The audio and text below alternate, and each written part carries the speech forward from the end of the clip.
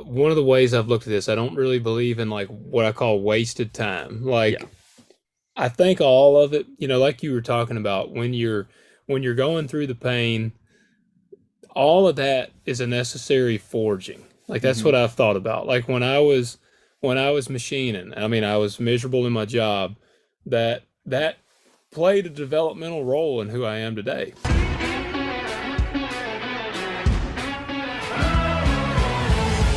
Welcome to the Men Over Mountain Project. I'm your host, Dalton Yateman, and here we band together to overcome life's most complicated mountains.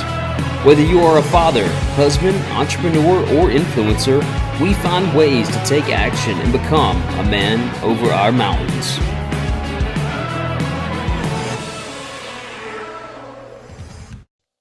Hey, everybody, and welcome to another episode of the Men Over Mountain Project. Today, I have a new friend of mine who I have met through social media. We didn't really have a whole lot of time to really just connect, and we haven't known each other for multiple years. But I've seen his content, I've seen what he's about, and I just had to get him onto the podcast. We click. I really believe that this is going to be a really awesome podcast. Be prepared for anything because we have no idea where we're going to go. But with that being said, let's all welcome Logan Hanks. How Man, are I you doing? appreciate it. I appreciate it, man. I'm stoked to be on the show. I'm always enjoyed. I love talking to people, so I always enjoy getting to come on a show, and I like what you're doing there. I knew as soon as I saw the background behind you there, I'd enjoy the conversation for sure. Got you a nice AR behind you, and that's yeah, man. I think what you're doing is really cool. Like I say, we've connected, and that is social media is kind of funny. I kind of hate on it a good bit sometimes because I think Hmm. there's a lot of negatives, but the positives is we get to connect people like us and like-minded, and so there's goods to it as well. But man, I'm stoked to be on the show. Absolutely, absolutely, man. I'm honored to have you on. So I was actually listening to some of your podcasts, some of your interviews, and something that I pulled away from that being a early, you know, I guess a beginner podcaster, is that you always start off with a question Yeah. with your guests. So I want to do the same thing. I'm not going to use your question, but Hey man, whatever. Any. but if you had access to a time machine, would you go into the past or would you go into the future? Oh man. If I go, can I go back? Am I staying where I go, or is there like can I travel back to where I'm at like now? I think that we're staying where we are. Okay. Man, I would probably go in the past. I've got on my Instagram one of my little bio I've got in there a dinosaur in modern times, and that's really how I feel Yeah. feel that I am. And so I've always kind of jokingly said I was born kind of in the wrong time because I have a very old school mentality, and that's I would say, man, I'm trying to think of even the time. Like I kind of romanticize the like my grandfather's era of the World War II, the 40s, 50s kind of time frame. And I mean that was hard times, going Hmm. through the Great Depression and all those kind of things, but in the World War II, but um I'd probably have to go in the past. I just think my values are they're kind of not quite the mainstream anymore. Yeah. So Yeah, for sure. Um, I was actually thinking the same thing in terms of going back into the past and maybe even from a different perspective, similar but different as well. Um, I know that if I was to be plunged into the future right now, I believe that God, you know, allows us to walk through hardship in order for us to grow and yeah. to be prepared for what's to come in a lot of ways, whether that be mentally, emotionally, physically, whatever.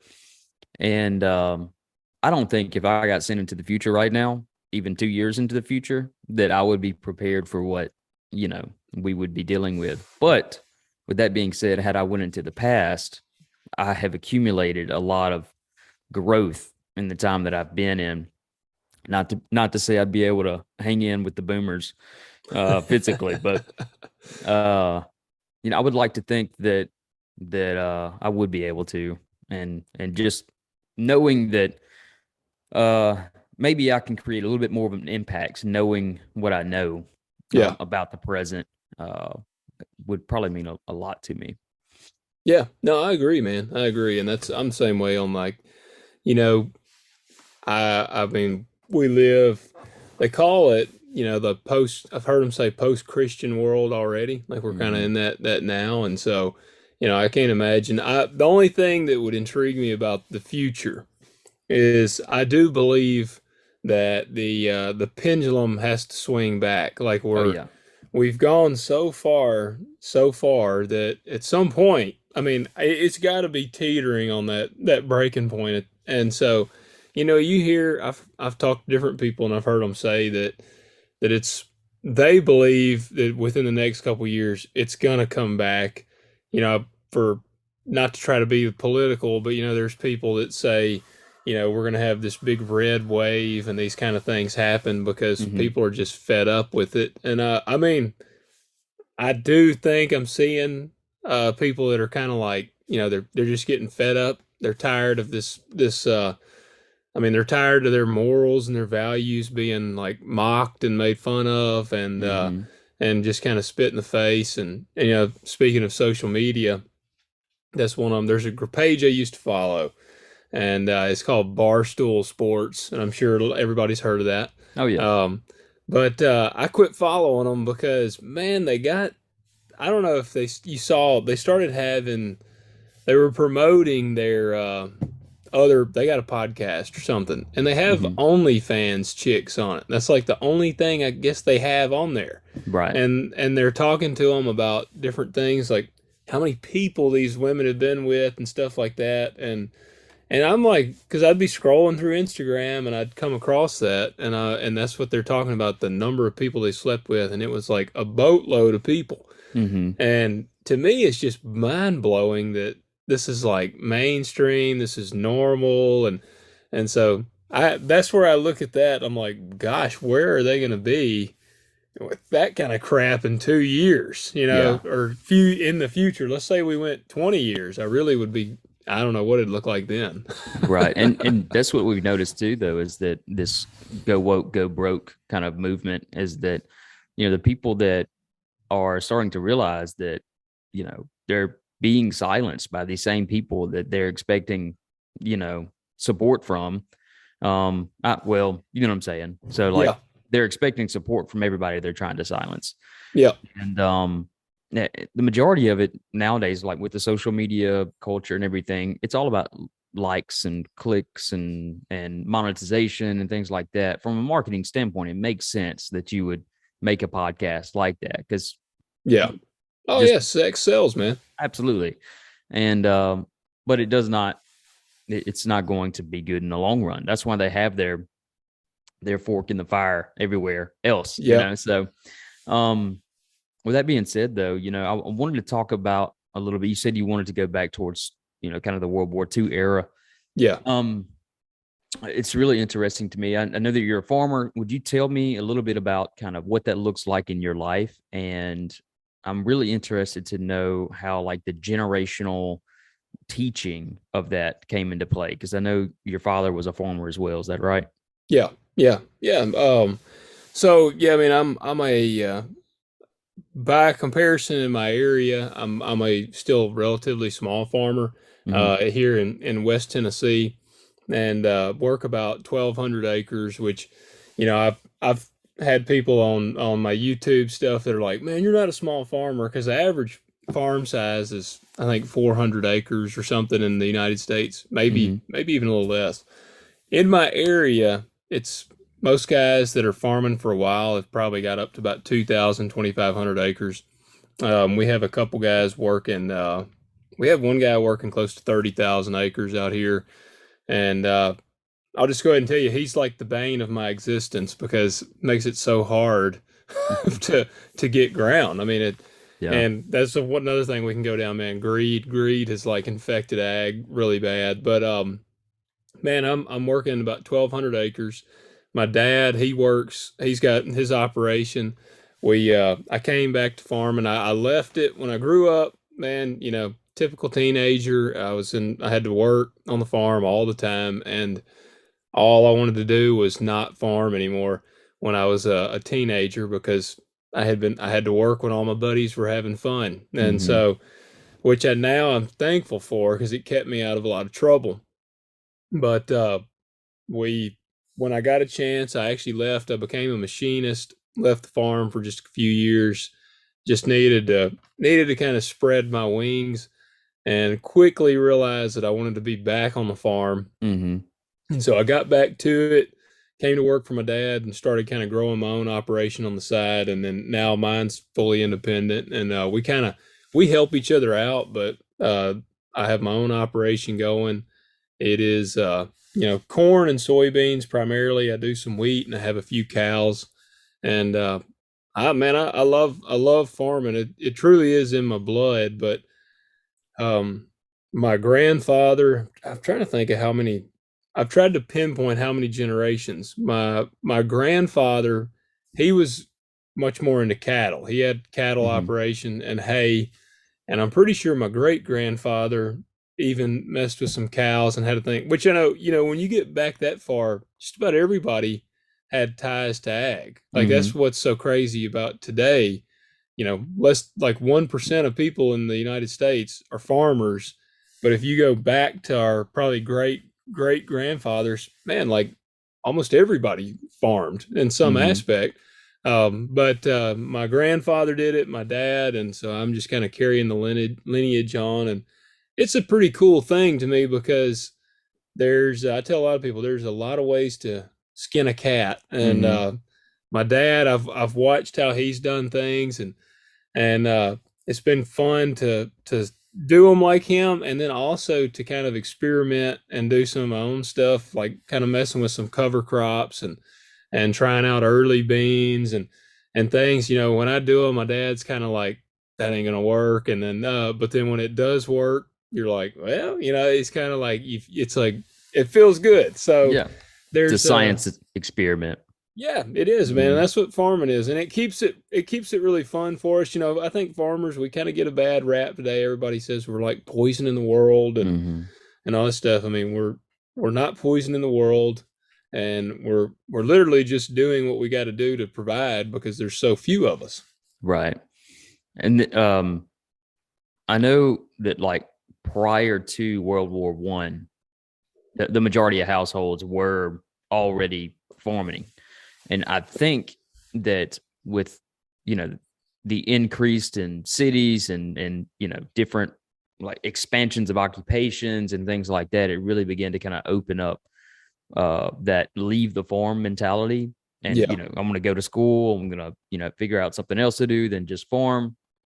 And then nobody farmed anymore. yeah, And then, yeah, so, I mean, because the older generation began to, if you didn't have an industrial farm of some sort that was self-sustainable, in terms of, you have plenty of employees and things like that, I'm sure it was very hard to just maintain that. Um, but I actually came across something several years ago called a victory garden, and I did some more research here the past few days since I knew it was going to be on this podcast and everything, because I really wanted to ask your perspective on this. But in World War One, Herbert Hoover, he was put in charge of kind of figuring out what they were going to do about the food supply and things like yeah, that in the United States. And at that time, they called them war gardens. And so what they did was they wanted to reduce the consumption of the American people from like the markets and things like that. But they also wanted to increase the production. So how yeah, do they do that? Well, we've got plenty of land across the United States, right? And so what they did was they incentivized that the American people kind of help in the war effort of, uh, helping get food to the soldiers. yeah. They kind of propagandized it a lot to the fact, I think they even had a quote that said that food will win the war. So that was very interesting. Excuse me.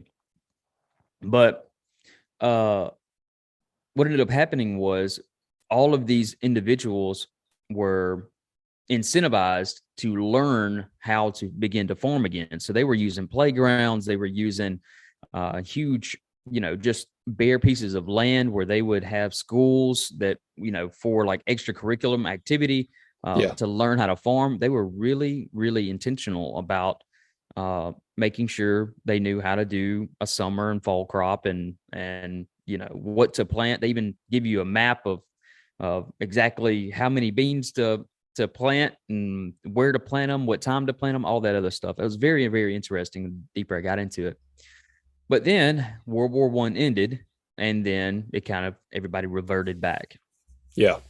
to their comfortable ways, and kind of begin to rely on the industry more, which is understandable. You've got to go back to work. I'm sure the economy was going to begin to boom again, which means the prices were going to start to rise again in some ways, And then in World War II, they brought it back, but they called it a victory garden at this point. Um, I'm not really sure why they changed the name. I'm sure there's an answer for that somewhere, but I just didn't find it. Um, but they did the same thing. They really incentivized the American people to unify for the sake of helping in the market.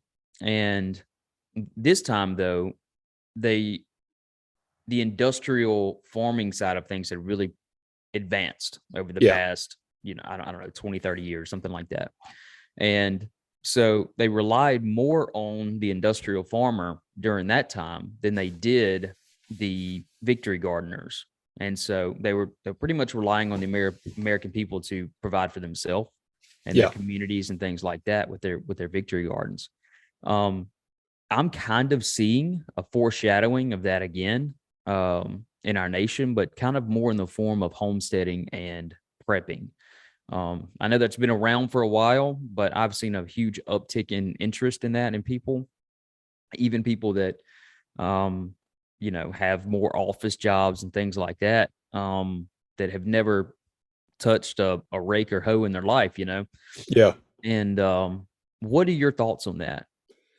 Well, it was pretty neat actually. I had never even heard of the Victory Garden until you sent me that video, and I watched the thing. Like, I guess it was that, like, by the military. Did they put out that video? Oh, everybody from Walt Disney even put out a lot of kind of propaganda as well. But I mean, they had pamphlets, they had, Yeah. everybody in the United States knew about a victory garden. Now, as you know, there's a lot of places in the United States where you cannot grow a year round crop. Yeah. And so they were really relying on people who could to kind of fill the gap there because there's no way. I mean, your railroad systems had to be good. There wasn't really that much, uh, flight capability of moving Yeah. cargo or Yeah. anything like that. So, um, in terms of getting food to places where they was not growing food, it was extremely important. I'm certain of that. Yeah. Well, it was like I said, it did fascinate me, and I definitely think we're seeing kind of a resurgence in people wanting to do that. Mhm. It's interesting, and I think a lot of them. I would almost venture to say, well, I don't know if I'd say more or the majority, but I was going to say I would almost bet the majority are office workers and people that don't get to work with their hands and get dirty and do those things because, man, I mean, that's like when I was machining. I mean, I was working with my hands, but I got off work. I was clean. I worked in a medical machine shop. I was clean when I got off work, got home, and like there was a part of me that missed being dirty by Yeah. the end of the day. And so, getting back to farming, like, I mean, I come in, I'm usually dirty. Like my pants are dirty. I got dust and dirt and mud and everything on me, and Hmm. hydraulic oil or something inevitably broke down. But so I think people do kind of miss that. I think that's also why we see the cowboy culture is very romanticized today. Like it's a hard job working with your hands. Like it's all of that ties in the same to me. Hmm. Where what was really neat to me about this Victory Garden thing is I've been trying. I try to put out on Instagram kind of some of the realities of farming. Like that's I've kind of found my niche a little bit, I guess, in sharing farming information on there. People seem to one, there's a huge gap in what people actually like. We're so removed from the farm. A lot of Hmm. people have really no idea about actual ag, and we kind of get villainized. And man, people that come at me and say they don't like the GMO crops, they don't like the chemicals and stuff like that, I've said there's really only one solution. If you want us to quit using that, then you have to start growing your own food. Like Hmm. that's what I've said. I'm like, the only way we're ever going to cut back on that is if more people grow their own food. Because Hmm. if they grow their own food, then it'll lessen the need, lessen the demand, and we won't have to be producing. See, there's a pretty wild statistic that I think in the next 30, I believe 30 years, 30 to 50 years, farmers will have to produce 70% more yield per acre to feed the amount of people on the planet. Hmm. And I got news for anybody that's like, hating on us for using GMO. We're not going to get there organically. Like Hmm. it's not going to happen. We got to, my, for a prime example here, and I don't know if I get too deep in the weeds on ag for you or any of that stuff, let me know. I don't want to. Go for it. Well, like so, for example, we had a drought here in my area. We had pretty bad drought this year across quite a few areas, but it smoked some of my corn. My corn has a pretty strong drought tolerance. Like you kind of we have breakdowns of the crops, and Hmm. there's different varieties of beans and different varieties of corn and all that, and they have certain strong points and they all have certain weak points. And like you could plant a really stout variety of corn that's going to have a real high end yield, but it may have a very low stress tolerance. So, you're going to need a lot of rain. You're not going to want terrible heat. Like it needs a lot of water and it needs really good growing conditions. If you Hmm. get all that, you're going to make a boatload of corn off of it. Well, I tried to plant some pretty good stress tolerant corn because we were due a drought. Like it had been multiple years of good weather.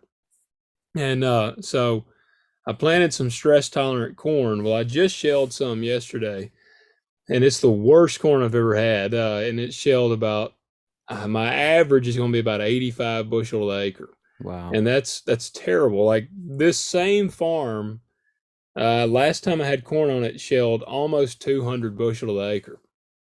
So less than half of what I used to get or I have gotten off of it.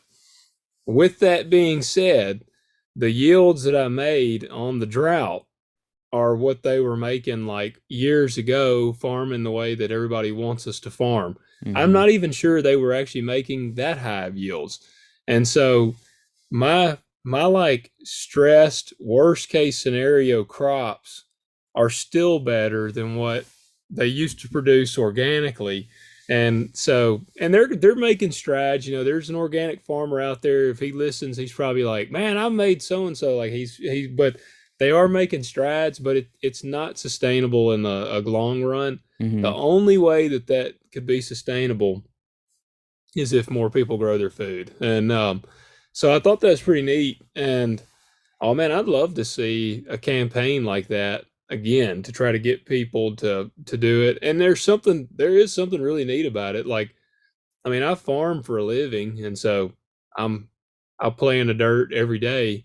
But like, I've got bees now, and I have some goats for I don't know why I have goats, but I have a few goats and chickens, and so like even though I farm, I'm still finding myself like wanting to, expand into more of Hmm. that, and there is a large part of it, like you said, the homesteading. I do think I try to be prepared for anything. I think we're headed for probably some pretty interesting times, some probably trying times. So I want to have a freezer full of meat. And I want to have Hmm. the capability to grow some vegetables, and so the Victory Garden is really cool.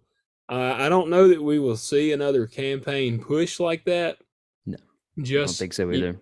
yeah, it's I mean, it's not profitable for I mean, the guys that are up there making the shots, everything is money driven today, and Yeah. it's not profitable for them if people cut back on the demand. Like if the demand goes down, that hurts the people's pocketbooks, and I don't even mean like farmers. Yeah. Like nowadays we're seeing this Beyond Meat. We're see where they're trying to grow their own meat in these lab. It's really bizarre stuff to me, but With 3D uh, printers. Wow. yeah, yeah, that's what I want to eat for sure. Like a yeah, but it wouldn't be profitable for those guys. And even though I think it would benefit humanity, it's all about the money. Yeah, I absolutely agree. Honestly, though, I think there's something more powerful than money, and um, that is dependency. And Yeah, so I really feel like there will not be another campaign like that because of the fact that if you become more independent, then there's a less of a requirement of you needing somebody else to come in yep, and you know give you everything you need because now they have influence over you or kind of. And that's the thing too, is that like we never want anybody to have the ability to hold anything over our head, yeah, and say, hey, and kind of stiff arm us or blackmail us or anything like that, saying, hey, I did this for you, and kind of expect us to kind of fall in line with everything. And I wouldn't say that it's necessary that we kind of live from a place of fear, but I think it is important that we be wise and watchful of what's going yeah, on. yeah, There's also another quote that I have always kind of lived by, and it is, it's better to have it and not need it than need it and not have it. yeah, for sure. But they're trying to take away our ability to have it. Yeah, yep, That because if they take away our ability to have it, then when we do need it, we have to go and ask them for it. Does it make sense? yep. So And um, if you need it against them, it doesn't quite work very well. that's right. That is exactly right. I'm glad you put that in there. I almost wore my two-hay hat today, but um, I don't know what makes me a terrorist anymore. So uh, Oh, man, I can tell you, like, just already you're definitely lumped in there. I'm sure that's people. My in-laws joke around with me, and they're like, "You're definitely on some lists yeah, somewhere," and I'm like, "Oh, then I feel like I'm doing the right thing. If I'm on a government watch list, and there's a part of me that feels like I have done what I needed to do in this life." right. And I do think there is a I personally I refuse to you know water down my message for the Yeah, sake of making sure I get the right amount of views or make sure everybody's comfortable that listens to my podcast. I, I'm not here for that. Like I yeah, started this podcast because I wanted to bring value, and you know whether that be with outdoor stuff, teaching people how to snare trap or build fires, or do backpacking stuff, or doing biblical devotions, all these different things, right? yeah, Um, and I can't do that if I'm walking on eggshells because people aren't going to like what I'm talking about. yeah, And I really feel like motive is extremely important and integrity is extremely important. And if your motive is to make money and is to, you know, just fall into line and things like that, all that can be taken away in a heartbeat. yeah, But what your character, your morality, all those things, those cannot be taken away. yeah. And so I Well, did really you think ever that's read? important. Oh man, oh crap! It's Viktor Frankl's book, and it's about the guy. He was a survivor in the Holocaust. Man, what is the name of his book?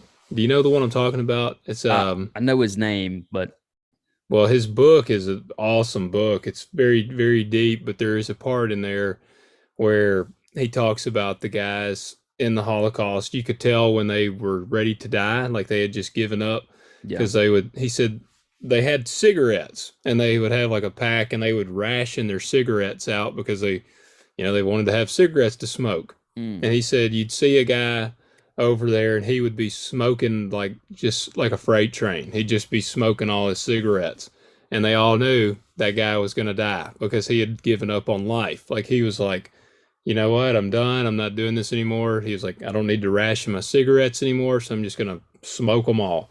Smoke them And if you got them. yeah, yeah, and but he said that they can never take away. And I can't remember the quote verbatim. I Hmm. wish I could because it was powerful, but I gotta, and I'm gonna have to look. As a man, it's not. No, I'm thinking of Ralph Waldo Emerson on that one.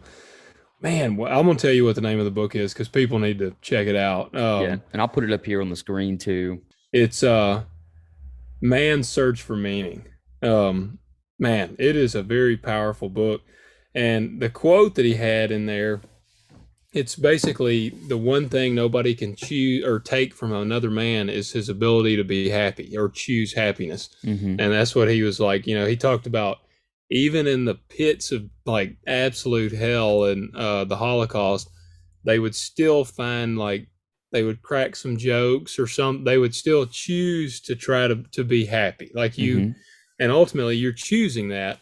And that kind of I don't know why that jumped out to me when we were just talking about that, but it's kind of like, the government, they can try to do things, but they never can, they can't take everything from you. Like there are elements to life that they cannot Right. strip from you. And so I thought that was interesting, but I definitely recommend that book. Victor, it's pretty wild. I mean, he survived the Holocaust and come out of it, but man, I don't know. The All of it is really interesting. We live in some of the weirdest times ever to me right now. Yeah, the government wants to kind of control everything, and then you have this weird mix where one political side is like, they get mad at the other political side because they're trying to, we have our values and things that we're concerned about, Right.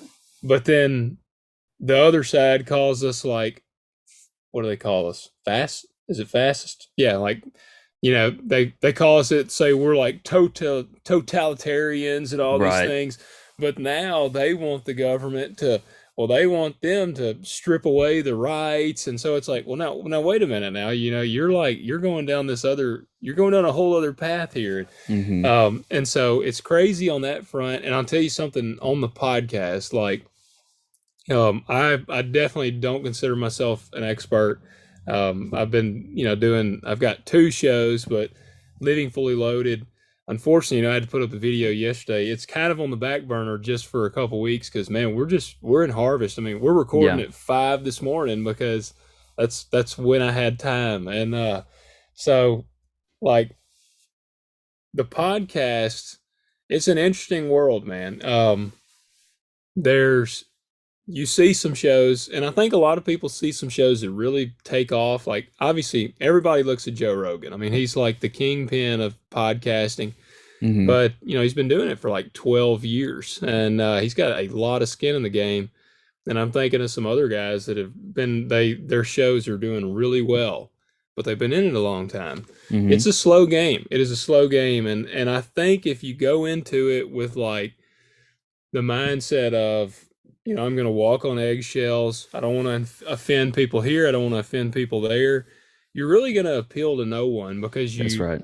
you don't, nobody even knows where you stand because you kind of just sway whichever way. Hmm. And that was a thing I had to come to realize. Like when I was going into mine, I was like, how hard of a stance do I take? And actually was even telling my wife, it's like, as this thing kind of keeps growing, I may have to tailor back some of my stuff that I say. And she said, well, then you don't need to do it. And I was like, well, why? What do you mean? And she said, well, if you're going to change your message or who you are just because it's going to be seen more, then that defeats the purpose. And I'm like, you're right. And That's so, wise. yeah, oh man, I got my wife is far wiser than I am. Which I think a man should try to find him a woman like that. But Absolutely. man, that's been one of the things. And here's what you got to think about because downloads, everybody wants to know about. Everybody wants a ton of downloads. Like that's Hmm. just it's the name of the game. But let's say you do walk on eggshells, and you'll every now and then you have an episode that'll get thousands of downloads. But let's say you take you really push your stance, your beliefs, your morals, your values, and you have 150, every episode you drop, it's 150 downloads immediately. You have people, these people, if you talk about planting a garden, a Mm-hmm. pretty good percentage of these guys are like, I'm going to go plant a garden. If you talk about, you ought to check out this book, these guys go buy this book and they read this book. And it's like, would I rather have a dedicated number of guys that like are on the same wavelength as me? They believe like it, like they're energized by this. It's Mm-hmm. help push them, or would I rather have like 1,000 something people that like come and go as the wind blows, and like they're kind of halfway invested, and they may not. So man, that's where I think it gets skewed today. Everybody wants the big numbers, but man, you want dedicated numbers. And that's where I Absolutely. think when you do what you're doing and you talk your values and share these beliefs and things like that, you're going to offend some people. I mean, trust me, Mm-hmm. man. I have pissed some people off with Living Fully Loaded, and I don't lose any sleep over it. What's the guy in Florida, Matt, is it Matt Gates, that said they asked him, he made a remark about women at abortion rallies, and they said it was offensive, and he said, be offended. And like, it was one of my favorite quotes.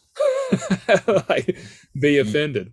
You have a right to be offended, but I don't have to care, Yeah. honestly.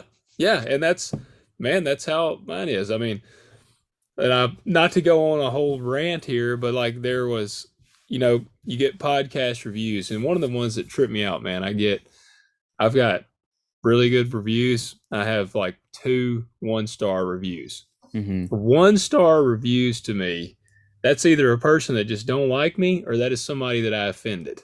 Yeah. Because, if you have 55-star reviews and 2 1-star reviews, it's like, all right, uh, the show doesn't suck because people are enjoying it. So these 1-star, 3 stars, I'd be like, okay, there's something I need to work on there. 4 stars, all right, I can still hone it in. One Right. star, 1 star is basically just like, dude, I hate you. Yeah. That's like what they're saying. So man, I like what you're doing, and I think you're on the right path for sure by by taking your stance. I think that we need more people. I think that's one of the problems we're at today, is because men have sat by, when the Trump election went and they called everyone the silent majority.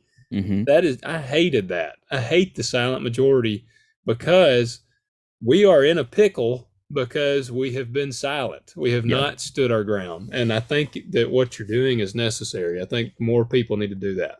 Well, something I was thinking about the other day as well, which, by the way, I'll go ahead and touch on what you're talking about the comments, is that I think we have to be like fortified in our values Yeah. because, I'm a worship leader as well. And so I'll be up and I'll be, leading worship and everything. And in worship, I'm worshiping the Lord, right? Yeah. And I feel like it's a vertical, I have a responsibility to, help bring the congregation into a place of worship with God. Yeah. But the I noticed something in my growth during that, from when I started out to where I am today. And that is that if I'm looking out at the congregation and I'm looking for like body language and stuff like that to see who has been participating, and or like if worship's going well or not, I realize that I'm not leading, I'm following, Yeah. because I'm having to change the way I'm doing things for the sake of trying to continue to bring them in. I was like, that's not worship. Yeah. And so I began to realize that it was more of a follow me as I follow Christ scenario, to where if I just stay connected, people will follow. Yeah. And if they don't, that's their decision.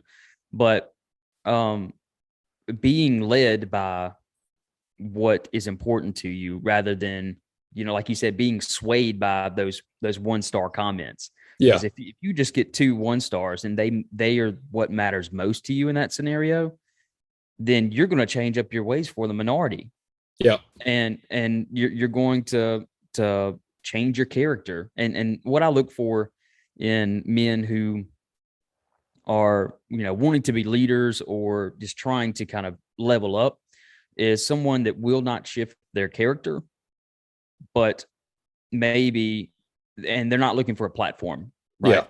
So they're not looking for a title or anything like that.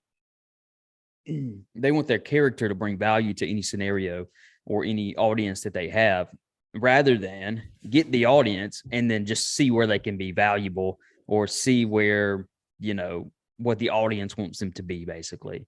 Well, no, I think that's I didn't mean to jump in there, but No, go ahead. I think that's an example of where we are today. It's kind of funny, and you may have run into this too, but man, and it's marketing. I get it. I want to put Mm-hmm. that caveat in there that this is marketing, but um, I have had people that will reach out and tell me that they would love to be a guest on my show, and I mean, I've had some people do it in a very like wholesome way. Like I've had some that are like, man, I love your show. I'd really love if you ever want to talk about so and so, I'd love to be on the show, and Right. that is fine. But the weird ones, man, the ones that I'm like, I'll tell you one of the ways to never be on my show is to send me a message and say, "Hi, I'm so and so. Here's what I do. I would make a great guest for your show, and here's why." And I've had that. I've had people Yeah. do that, and I'm like, "Yeah, you will never be on my show." I don't. I pick the people that I have on the show. I pick pick them, or I have like guests that have been on the show. I'll ask them like, is there anybody you'd love, like, is anybody you'd recommend for me to have Mm-hmm. on the show? And they'll recommend people. But man, if somebody reaches out, because to me when they do that, I'm like, okay, you're purely here to self promote. Like you're Oh yeah. trying to just like you said, grow. And man, I mentioned earlier my social media frustration. I have, man, it go back and forth. One of my really good friends that I became really good friends through the podcast with, he has a large following, and he is very frustrated with social media. And both of us are. And it's like, there's a ton of pretenders on social media. That's Mm-hmm. that was of all the great things that I got out of podcasting and still do. The negative is I pull the curtain back on certain people, and you're Mm-hmm. like, wow, they are really not who they say they are. And which is a bummer when that happens. And but me and him talk about like everybody wants to be an influencer today, and everybody like it gives everyone a platform, and half of them are saying the same thing everybody else is saying. Like it's Mm-hmm. like some like you'll have people that are actually saying good thing, and me and him talked about like you'll have a guy that is really saying things that need to be heard and nobody hears it because it's Yes. not what everybody wants to hear. Mm-hmm. So it's it's frustrating. It's very frustrating. Well, that leads into what I was going to say is before I got off on a tangent, but what is that people have really been trying to make masculinity very sexy. Um, Yeah. and I was thinking about this the other day. I drive a lot. I probably drive 4 to 6 hours a day with my day job, but I was thinking about this the other day, and I was like, man, what happens whenever you don't give a toddler, what they want? They kind of throw a fit, right? Yeah. And they're trying to find out how much power they have, which I want to get into that too, in terms of like disciplining, children, Yeah. and on all of that stuff. But because I know you've got kids, right? Yeah. Yeah. I Yeah. got 4-year-old twins. Wow. Goodness gracious, man. But so I do feel like men have been I don't want to use the word neutered because everybody's using that, but they've been really watered down. We've talked about how like hard labor and all of that and hardship, everything's gotten comfortable in life, and so there's not that much of a demand Yeah. for men to be masculine. To be men. Yeah. That's right. And so what I believe it is that there is this innate desire for men to have that adventure and to have that difficulty in life in order to develop. But Yeah. what happens is you get this feminism kind of movement coming in and telling men they should not be men because it's bad, right? But Yeah. it's actually kind of encouraging men to become more rebellious against that movement. So what happens is that men who would have otherwise begin to grow towards their own, masculinity without any external influence would actually be rebelling against people trying to tell them that they cannot. And so they Yeah. go to the extreme, and then it kind of creates this more of a narcissism thing, which is understandable. You don't want anybody to tell you who you have to be or anything like that. So you get these toxic masculinity movements where uh, I believe masculinity can be absolutely incredible and it's necessary Yeah. 100%. No, absolutely. But I think when you add narcissism into the mix, or a sociopath or something like that, that's actually toxic masculinity, because you're actually wanting the world to revolve around you as a man rather than you looking out into where you can be valuable. So like Yeah. in terms of masculinity, it's a tool. It is a tool. We are to serve and protect Yeah. and to provide for our families, right? And to lead them in a way that God has intended. But whenever it gets to the point where you was talking about greed earlier, or selfishness or anything like that, then that masculinity becomes a weapon instead of a tool. And so they begin to cut everybody else down that's in their way of getting to their goal. Yep. And then you don't know how to treat women right. You don't know how to maintain a marriage, or raise your kids, because everything revolves around you. And so that's something I was thinking about the other day, and I was like, how do we begin to like reverse that process where it's in a proper way, not actually helping the feminists say, hey, look, dude, that's toxic. Yeah. uh but Well, I think being men, like, you know, you're striking a chord with me, man. They're one of the things that's been on my mind a lot. And I've thought about what I would call it, because the toxic masculinity thing just really trips me out. yeah, Because masculinity in itself is not toxic. Like agreed. it's a good thing for men to be masculine. And I mean, the whole thing, everybody says it before, but I'm sure nobody had a problem with the masculinity of the dudes storming the beaches in Normandy. I mean, they Yeah. were glad that those were men to running into like death. And so I would almost call it feminized masculinity. Like, and that's Hmm. a weird way of wording it, but like that's what I've thought about. And I think again, I look at things with my old school kind of lens, which I grew up. My dad and grandfather, aside from farming, they also had an auto parts garage. Like they worked on cars and sold auto parts, and so I was up there and I was around my grandpa, my dad, and guys that come in and out of there. A lot of them were World War II veterans, and they were all much older than me. And so I was around when I was a teenager. I was pretty much around like 60 and 70-year olds Hmm. most of the time. My dad wasn't that old, but like, um, so it kind of I had a different perspective. It kind of made me grow up, I guess, a little quicker, just because, if I was acting like an idiot, they would have been like, "You're acting like an idiot," like Right. stop being an idiot. They would have said something to me.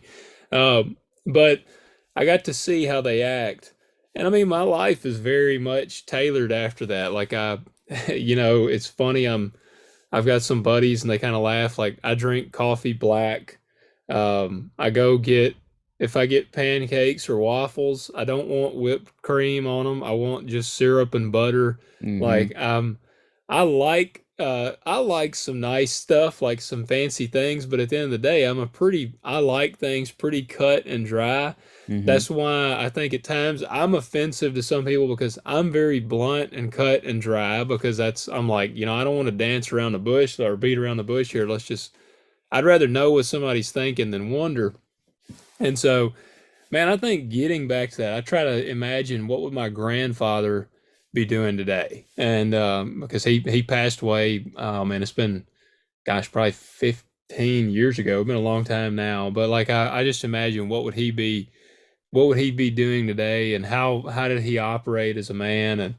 And like one of the weird things I mentioned earlier, the like insane over sexualization on social media, Yeah. and men talking about it especially like it just bothers me. It really bothers me. I'm like, man, look, I mean, I'm married, I have kids. Obviously, the procreation has taken place, but that doesn't Mm-hmm. mean that I need to get on social media and talk about it and promote. Like, I do want to promote families. I Mm-hmm. think it's great to have families, but I'm not going to get on there and be like a guru in the sex realm and try to talk, because that's not something that I think the the money is a problem and sex is a problem, like in our culture. And it, I sound like a 30s prude or something saying that, but man, it's I'm still one of them guys, man. Sex outside of marriage is wrong. Mm-hmm. That's how I was raised. Biblically, it is wrong. There's a lot of stuff going on in the world today that has really just been, you know, it's like a lost cause, but it's not a lost cause to me. It's wrong, and so this weird thing of promoting sleeping around, I have a major problem with that. Mm-hmm. And man, I mean, I don't. I think it's weird, and I'm sure you've probably seen this on anybody that's been on social media has seen like they're basically the sexual Dr. Phil on social media, Mm-hmm. and they're like really pushing this stuff, and man, I'm like, that's not masculine to me. Like that to me is very feminine. Right. Like you're getting into a weird realm, and I think it's very feminine, and I think, man, just the way we fight it is by men just being men. Like you're never gonna see me post something, and I'm not saying I'm this beacon of man. I don't want to. I want to like say I'm still definitely progressing as a man and doing like trying to grow and be more like my grandfather or my dad. Exactly. And but you're not going to see me put some like ridiculously sexual post up on my page. If you do, then we need to figure out what has just happened to my Instagram because Mm-hmm. somebody has hacked my page. But like, I think men just need to stand up and be men. And at the end of the day, man, not everything needs to be shared on social media. Like, there's a part of me that thinks, like, okay, I've got a podcast, I got a show, like, people want to connect with me. I'm not telling people all of what happens in my life, like, Right. that because it just doesn't need to be out there. I don't want to waste people's time with things that is not going to bring them value. If they don't walk away from a conversation with me or scrolling through my content with something to think about or something to put into application in their own life, then I've wasted their time. Yes. In my Yeah. you know, we've already got enough people scrolling through social media mindlessly. But Yeah. I wanted to bring up like a physiological, I'm a personal trainer as well. And part of this Men Over Mountain project has come from me deciding that I didn't want to work with men and women, Yeah. because I begin to like ask myself, what value do I actually have to give to people? And I realized that the majority of the value I had to give was primarily to men because I have Yeah. no idea about women. Like no Yeah. idea. Yeah. But so with that being said, like from a physiological standpoint, whenever we are teen boys, our testosterone is high, Yeah. right? If we begin to actually peak our testosterone at a high level. And the reason for that is it gives us a drive.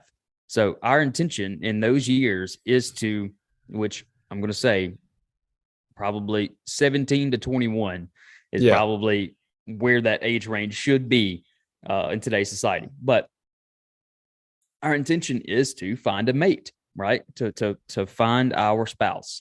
Yeah. And that's what drives us to do so. And did you know that whenever you get married, your testosterone drops? Whenever you have a child, your testosterone drops again, which, by the way, you have another hormone called prolactin, Yeah. prolactin You that getting out of my increases. realm there. Yeah. Yeah. Well, anyway, that's where dad bods come from, Yeah. is that your testosterone decreases, uh, prolactin increases and causes you to increase weight so that you can stay up late with your child. That extra energy storage for you to stay up with your kid because you're going to have some long nights. Yeah. So That's interesting. God has created our bodies for family and for having a spouse, right? The reason that your drive decreases whenever you get married is because you no longer need to chase. Yeah. You're supposed to stay with one woman. Yeah. The problem is that we have social media and like exposure to so much of that temptation Yeah. now that testosterone begins to rise again. You keep looking for more and more and more, and you feel like you can attain more. And so what's happening is that you have men who no longer have just that drive to just get to that one woman Yeah. and to settle down or anything like that, because they're no longer just trying to find that one box on the cereal aisle. They're saying, how many boxes of cereal can I get, you Yeah. know Yep. and so you've got this marketing now to men to say, hey, they're marketing to the younger version of yourself. And so Yeah. now men are growing up without fathers and like a moral foundation. And so they're not looking to settle down, and they're not growing up mentally, emotionally, or anything like that. So it's easy to market to men in that way, to Yeah. where Yep. that high testosterone version of themselves. But Have you seen Secondhand Lines? I Have you have. I ever, love that movie. man, think of one of my favorite quotes is when Robert Duvall is they're in the like little bar area or whatever, and the guy comes in there and he's kind of causing a scene, and Robert Duvall grabs him, and he delivers this super powerful little speech about I've because the guy's like, "What are you gonna do, old man?" or something, and he grabs him and puts him up there, and he's like, "I have led men into battle, stormed the beaches here," and he goes through this whole speech, and it's all awesome about how he's a warrior and all this, but then at the end he said, and I've loved only one One woman woman. That's with right. such passion that a flea like you could, and it's like that the ending to that, just that phrase topped it all off, because it's Mm-hmm. like, man, one of the things I've always thought about is, um, I mean, it's no, like, I don't shy away like from it. I've only ever been with my wife, Mm-hmm. and to me, man, I'm like, you know, that to me, I'm proud of that fact, and I thought about before how easy it would be to be like all the rest, because we live in an age where, I mean, dude, it takes no effort to go sleep around. Like Mm-hmm. I'm sure I know people that they sleep around, and they're not having to put in a lot of work to do what they do. And so it's like, man, I can be like that at the drop of a hat. You can never be like at what I've got, Right. because you've already squandered it. You've squandered that. That's not an attack on, like, if somebody's listening and they've had that past and they Mm-hmm. regret it and they're trying. It's not an attack on you. Just saying, man, like, you got to guard yourself, and because I mean, look, hey, I'm a red-blooded man. I mean, I've said God knew very well what He was doing when He created a woman. Like, I'm like, Mm-hmm. He was making a work of art.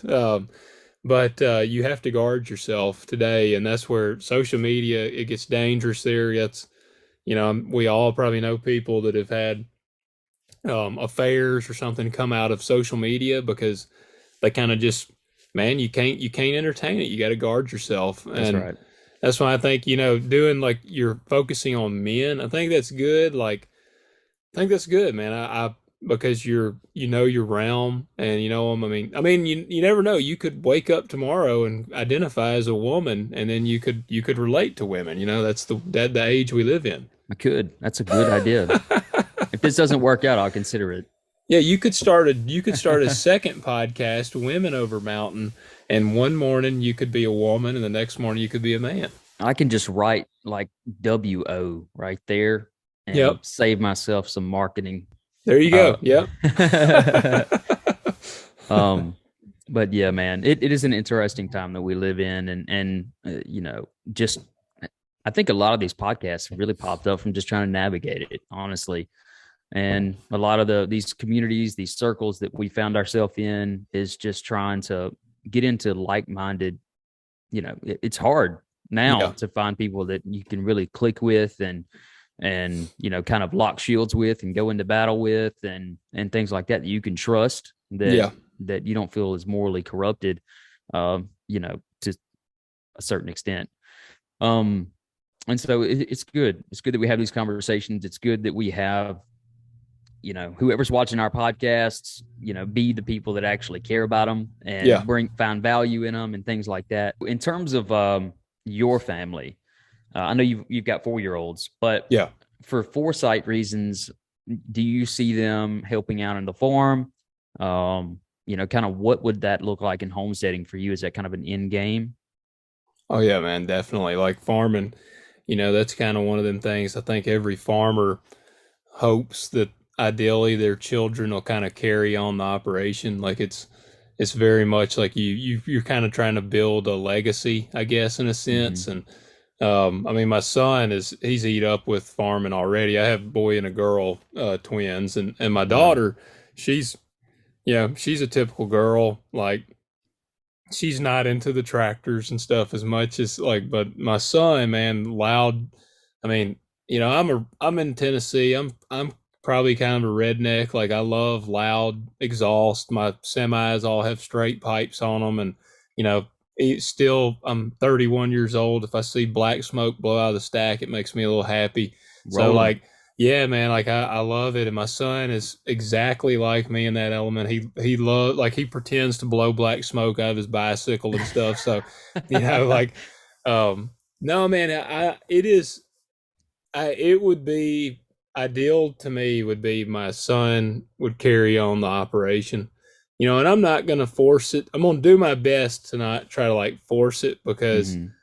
I want him to decide on his own what he wants to do. And, and if my daughter, I said him, if my daughter tells me she wants to be a farmer, that would be awesome. I would Mm-hmm. do everything I could to help her get the ball rolling. But that is my ultimate goal is to grow the operation to a good size where I can make a good living and then I can pass it on down to them when I'm ready to just drive a tractor and not have all the other worries about it. I'll say y'all take over, pay me a little money to survive, and I'll just drive a tractor and you can stress out and I'll just have fun driving. So, There you go. You get to um, experience them learning, going through what you went through.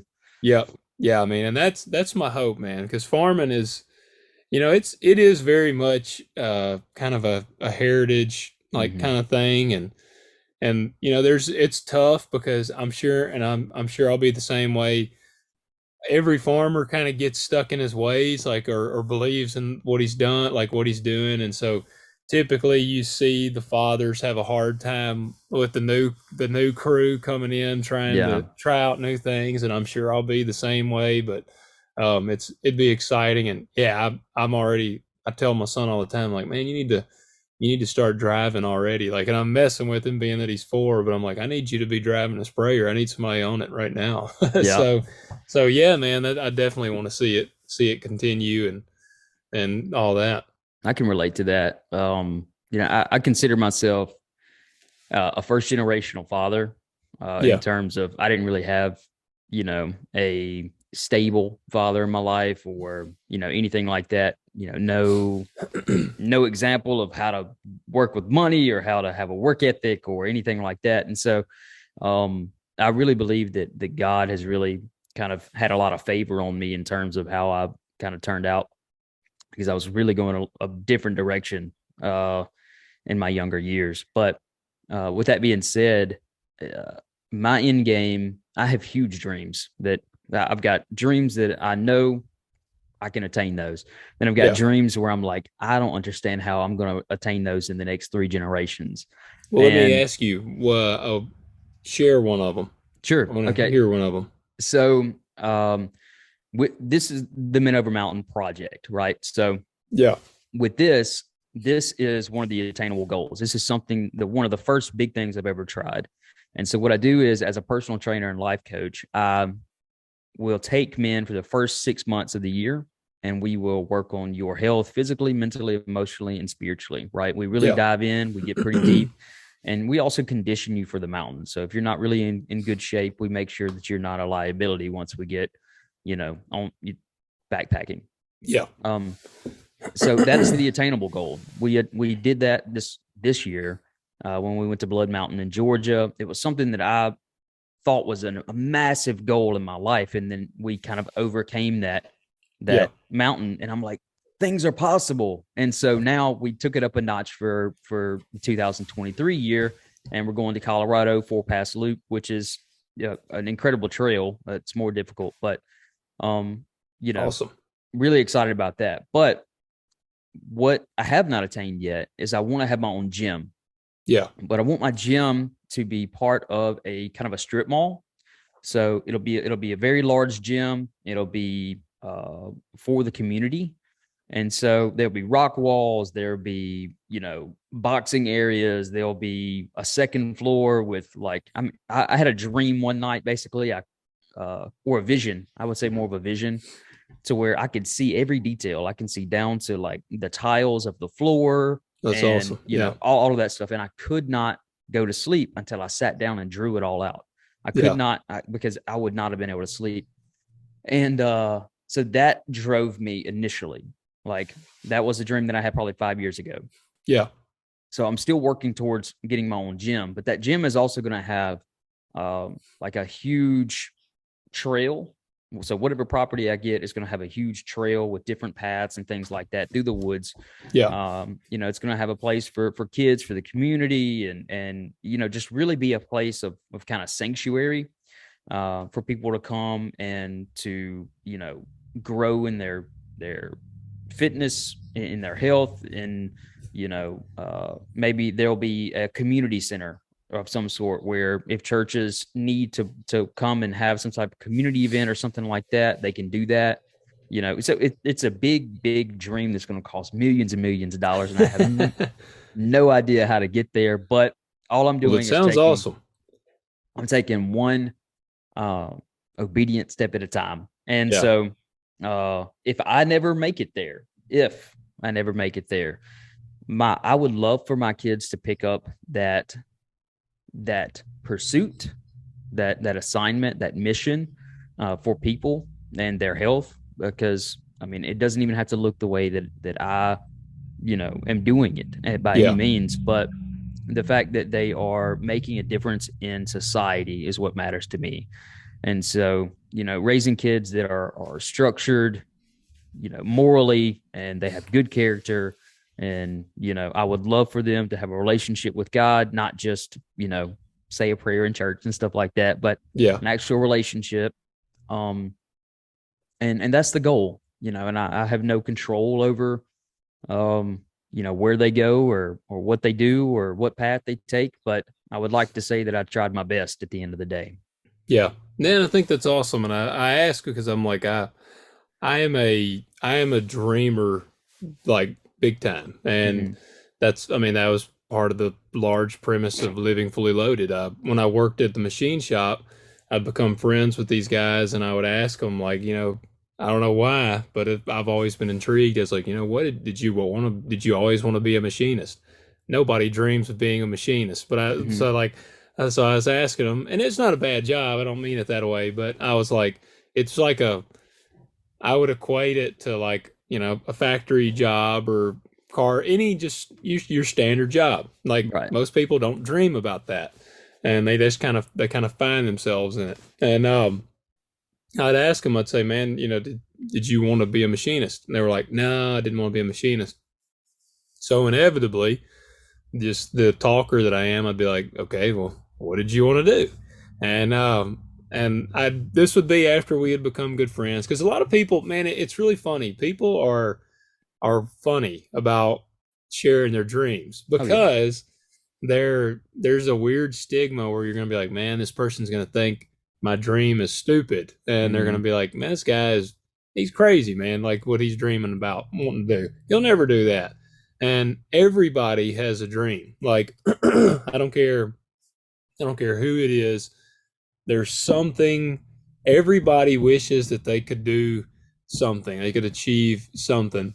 And so that was one of the big things that led me to start this, because Mm-hmm. 98% of them had dreams. The majority never pursued them, a few pursued them and they hit a roadblock and they stopped. Mm-hmm. And I mean, that was how like every one of the cases was that I talked to the guys. And, and so I found myself when I was there, like thinking like, is this what I want to do? Do I want to be just another one of the guys that's like, you know, 20 years from now, some young guy's going to come to the shop and be talking to me and be like, man, did you dream? Is this what you always wanted to be? And I'll be like, well, no, I didn't want to be a machinist. I just kind of found myself here. And so I was like, that's not what I want to be. And so, man, I mean, dreams are very important to me. And Mm-hmm. I think we have these. I do believe God has given each of us certain talents and abilities. And I think that He's given us whatever that I always equate it to a burning in your chest. Like you Yes. can tell, man, there is a burning desire in your chest to do something. And typically you kind of know the area you need to be in. Mm-hmm. And and that was one for a long time for me. I mean, I have massive dreams. And I don't know if will I ever fully attain them. I don't know. But like I'm also a guy that the ship has not sailed. Like I'm not a guy that's like, yeah, that it's that'll never happen. No, that's not how I operate. Like Yeah. if I go to the gas station, I've said this before, if I go in the gas station up here and the cashier up there is like, man, I want to be an astronaut so bad. That's all I want to be. I'd be like, well, then why don't you go be an astronaut? Like, like I'm not going to be like, well, that's stupid, Yeah. because I'm like, dude, go for it. More than likely, you get on the course. I also think when you go in the direction that we were designed to go in, Mm-hmm. whatever that may be. And God has given us all different abilities. Some people are great carpenters, some people are great speakers, and some people are entertainers. I even think God created people to be entertainers, like Mm-hmm. because I think entertainment's a necessary thing. And carpenter, we got to have homes and concrete, like all these different things, police, protectors. That's God created guys and women, not just men, but God Mm-hmm. created men and women for these specific tasks. And I think about the number of people that have gone to their grave with their dreams, and I'm like, man, we might would have a cure for this or this or that, but if the person would have just pursued their dreams. Right. And so that's something I think about a lot. And I also believe that when you go the path you're created to, I think God opens doors for you along the way. Like I read The Alchemist, and it's a really good book. Oh yeah. And Paulo Coelho, I think he's Catholic. Because at first I was reading, I'm like, I can't tell what this is. It's like, is this Muslim? Like, what is Yeah. this? It's very different, and he refers to it as the universe. Well, my interpretation is it's God. Yeah. God is opening those doors for us along the way, and I really believe that, man. I mean, I don't care how huge the dream is, if it's what you were designed to do, you Mm-hmm. know. I mean, I've shared before, I would love to work on films. I've always been a movie guy, and like, you know what? If that is meant to happen, I just keep kind of like you said, man, be obedient, taking the step every day, doing what you do, and hey, who knows, man? Whatever happens, happens. That's exactly right. And I think we put a lot of pressure on ourselves too to be a certain place by a certain time. And yes, those are good.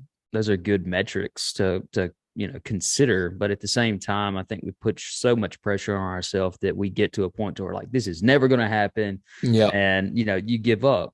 And one surefire way of never getting to where you want to be is to quit yeah, and to decide not to um that the pain of going through what you have to go through to get to where you want to be is uh you have to remember the pain that you were currently in yeah, of not attaining that. So for me, I have almost given up on, I've been a personal trainer for 10 years, and I've almost given up on a handful of times. I'm talking about I have cried my eyes out, yeah, with the fact that I haven't made progress in 2 years, or yeah, things like that. And it was from a place of more of a I don't know how to move forward. I don't know, and Yeah. and I felt like every door was closed and all that. And then at some point, a door opened up that I was not expecting.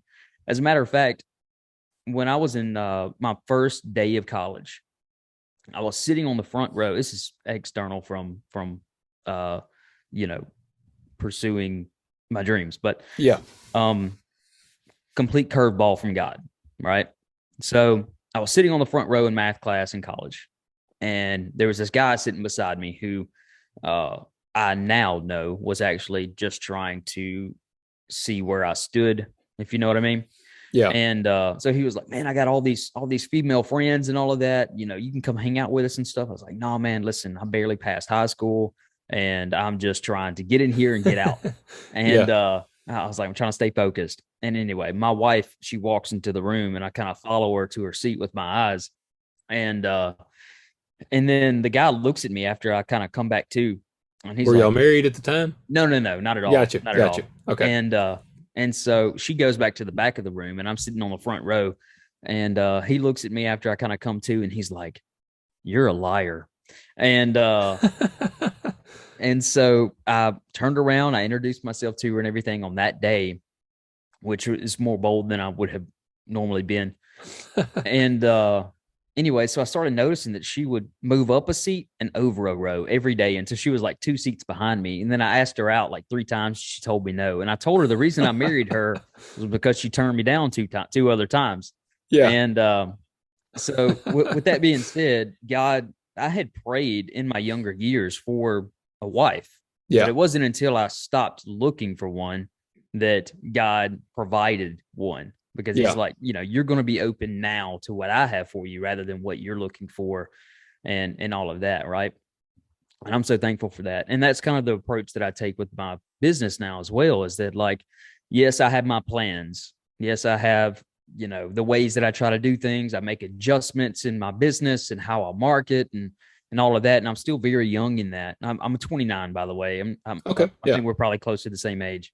Yeah. And so, like, but God is the one who really kind of makes that seed grow. So I do all Yeah. the planting, I do all the watering, but God is the one that makes the seed grow. Yeah. And so that's the way that I see my business. If it succeeds, then God gets the glory. Yeah. If it doesn't succeed, then I've lived a life full of, intention and potential. Yeah. And I'm happy with that. Yeah. I think that's good, man. I think that's the way to be. I mean, that's I'm also I don't believe in one of the ways I've looked at this, I don't really believe in like what I call wasted time. Yeah. Like I think all of it, like you were talking about when you're going through the pain, all of that is a necessary forging. Like that's Mm-hmm. what I've thought about. Like when I was machining, I mean I was miserable in my job, that played a developmental role in who I am today. Mm-hmm. And like I think about, I mean, when I was 18 years old, 18 or 19, I think I was 18 years old. I was gonna move. It's kind of funny. I'm a weird like I don't know what the word would be, paradigm or something, because I'm so cut and dry and ultra conservative. But like I said, I'm love film. When I was 18, I was about to move to Culver City, California. Mm-hmm. And me and California are so polar opposites, it's not even funny. But I was going to move out there. I had an agent. I had worked on some films here, and I was like, I'm going to give it a run. And man, my agent had been looking in the Culver City area, and I was going to move out there, pursue this film journey, and I ended up, I don't even remember why now, but I ended up not going. And the next year is when I started dating my wife. And I knew when I started dating her, we'd gone to church together since we were like four. So, I Mm-hmm. mean, I knew as soon as I started dating her that I'd marry her.